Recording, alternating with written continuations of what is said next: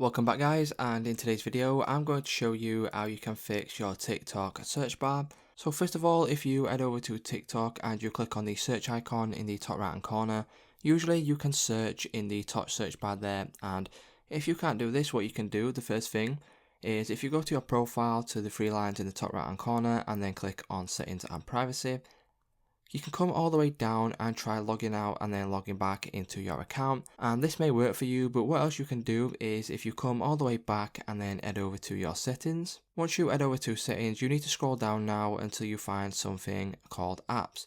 So click on that there, and then you will now need to search for TikTok. So search for TikTok and then it will bring you to this page here, and then as you can see you will have a couple of options here. So what you need to do is you need to scroll down until you see something called storage. Click on storage and then you will need to select clear data. Once you click on that, click on OK, and then you can also clear cache, which will be done automatically if you click on clear data.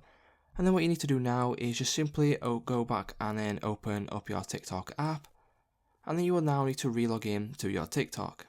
So once you log back into your TikTok and you click on the search icon in the top right corner, what you should be able to do now is you should be able to search whatever you want to search. So that's how easy it is to go ahead and fix your TikTok search bar.